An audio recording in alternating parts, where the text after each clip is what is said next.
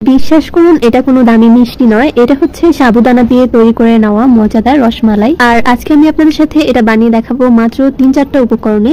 আর এটা আপনি যাকে একবার খাওয়াবেন সে কিন্তু আপনার প্রশংসা করতে বাধ্য হবে। এইগুলো নিয়ে আমি বেশি কিছুই বলবো না, কারণ আপনারা হয়তো দেখেই বুঝতে পারছেন যে এটা কতটা নরম তুলতুলে আর মজাদার হয়েছে। এটা এমন একটা ডেজার্ট যা মুখে দিলে একদম মিলিয়ে যাবে। তো চলুন কথা না বাড়িয়ে ভিডিওতে যাওয়া যাক। প্রথমে আমি একটা বড় সাইজের বোল নিয়ে নিচ্ছি, তার উপর একটা চালনির মধ্যে 1 কাপ পরিমাণে সাবুদানা দিয়ে দিচ্ছি। আর তারপর এখানের মধ্যে 2 কাপ পরিমাণে পানি দিয়ে এই সাবুদানাটাকে খুব ভালো মতো ধুয়ে নিচ্ছি। পানিটা ভালো মতো ছেঁকে যাচ্ছে। এখন এটাকে 2 মিনিট এভাবেই রেখে দিতে হবে। পানিটা ভালো মতো শুকিয়ে গেলে এটাকে আমি একটা বাটির মধ্যে নিয়ে নিব। আর তারপর 2-3 মিনিটের জন্য পানির মধ্যে এরকম হালকা একটু ভিজে থাকলে কিন্তু এই সাবুদানাটা খুব সুন্দর মতো নরম হয়ে যাবে। তো এখন আমি হাতের সাহায্যে এটাকে খুব ভালো মতো মিশিয়ে একটু সফট করে নিব। এটাকে ভালো মতো মথে নিলেই দেখবেন যে খুব সুন্দর একটা ডোয়ের মতো হয়ে গিয়েছে। একদম যে মিশে যাবে সেরকমটাও কিন্তু হবে না, একটু দলা পেকে থাকবে, তবে সেটা কোনো সমস্যা নয়। রান্নার সময় এটা কিন্তু খুব সুন্দর মতো হয়ে যাবে। তো এটার মধ্যে আমি 1/2 চা চামচের মতো লবণ আর 1 টেবিল চামচ চিনি দিয়ে খুব ভালো মতো মিশিয়ে নিয়েছি। এখন হাতের মধ্যে সামান্য একটু ঘি লাগিয়ে তারপর এখান থেকে অল্প একটু পরিমাণে ডো নিয়ে নিচ্ছি। আর তারপর হাতের সাহায্যে এটাকে খুব ভালো মতো একটু গোল করে নিতে হবে। হাতে অবশ্যই একটু ঘি বা তেল লাগিয়ে নেবেন, কারণ সাবুদানাটা যেহেতু মথে নেওয়ার সময় একটু স্টিকি হয়ে রয়েছে, তো এটা কিন্তু হাতে লেগে যাবে। তো হাতের সাহায্যে এরকম রাউন্ড করে করে আমি সবগুলো রসমালাই বানিয়ে নিচ্ছি। তো দেখতেই পাচ্ছেন আমার এখানে অনেকগুলো রসমালাই হয়েছে। এখন আমি চুলায় একটা প্যান বসিয়ে দিয়ে দিচ্ছি 2.5 কাপ পরিমাণে লিকুইড দুধ। এখন এটাকে একটু জাল করে নিতে হবে। একটু যখন ফুটতে শুরু করবে দিয়ে দিচ্ছি 1/2 কাপ পরিমাণে গুঁড়া দুধ। গুঁড়া দুধ দেওয়ার ফলে খুব সুন্দর একটা ফ্লেভারও আসবে আর দুধটা খুব সহজে ঘন হয়ে যাবে। আর তারপর এখানের মধ্যে আমি অ্যাড করছি 2টা এলাচ। এলাচটাকে একটু ফুললে তারপর দিয়ে দিচ্ছি, এতে করে এলাচের খুব সুন্দর একটা ফ্লেভার এটার মধ্যে অ্যাড হবে। আর এই দুধটা যখন হালকা একটু ঘন হবে, বেশি ঘন করা যাবে না কিন্তু, হালকা একটু ঘন হলেই আমি এখানের মধ্যে একটা একটা করে রসমালাইগুলো দিয়ে দিচ্ছি। সবগুলো রসমালাই একসাথে একটা একটা করে দিয়ে দেওয়ার পর আমি এটাকে কিছুক্ষণের জন্য জাল করে নিব।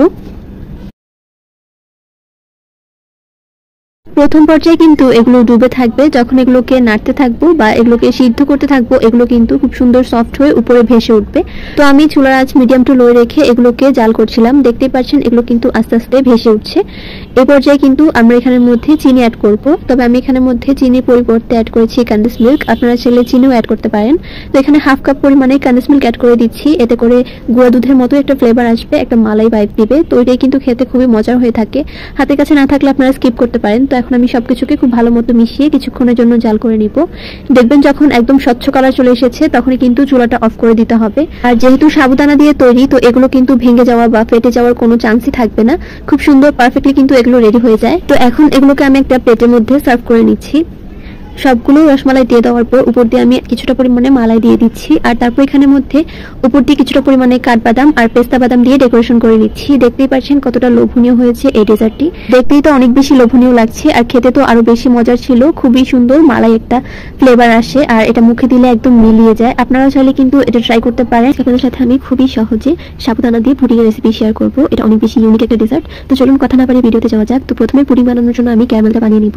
তার জন্য চুলায় একটা প্যান বসিয়ে 1/2 কাপ পরিমাণে চিনি দিয়ে এখন চিনিটাকে মিডিয়াম টু লো আছে জাল করতে করতে এরকম একটা ব্রাউন কালার চলে আসলে চুলা থেকে নামিয়ে যে মোল্ডের মধ্যে আমরা পুডিংটা বানাবো সেটার মধ্যে দিয়ে দিচ্ছি।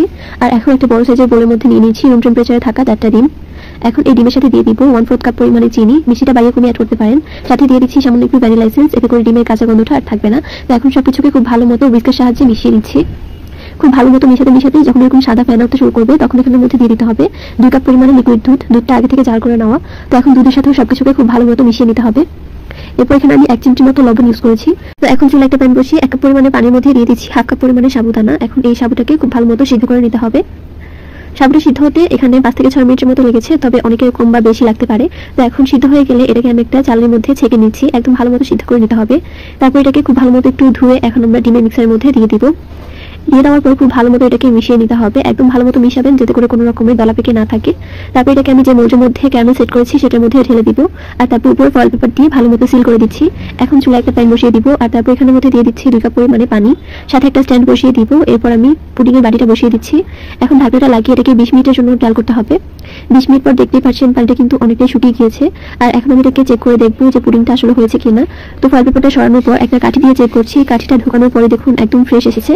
তার মানে পুডিংটা একদম রেডি। তো এখন এই পুডিংটাকে আমি আনমোল্ড করে নিব। সাইড থেকে একটু ভালো মতো কেটে তারপর আনমোল্ড করে নিয়েছি। এখন ছুরি দিয়ে এটাকে কেটে পরিবেশন করুন। দেখতে পারলেন কতটা পরিমাণে পারফেক্ট হয়েছে এই পুডিংটা। খেতে কিন্তু অনেক বেশি মজার ছিল আর খুবই সফট হয়েছে। সাবুদানার এই মজাদার পুডিংটি আপনারা চাইলে বাসায় পরিবেশন করতে পারেন। যেহেতু এটা একটু ইউনিক একটা ডেজার্ট, তো সবাই কিন্তু খুব পছন্দ করে খাবে। বরাবর চেষ্টা করি আপনার সাথে খুব সহজ কিছু রেসিপি শেয়ার করার। আজকে তার ব্যতিক্রম নয়, একদম সহজ একটা রেসিপি শেয়ার করেছি। তো এরকম সহজ সহজ রেসিপি পেতে আমার চ্যানেলটি সাবস্ক্রাইব করে পাশেই থাকবেন। দেখা হবে পরবর্তী কোনো ভিডিওতে। সে পর্যন্ত সবাই ভালো থাকবেন, সুস্থ থাকবেন। আল্লাহ হাফেজ।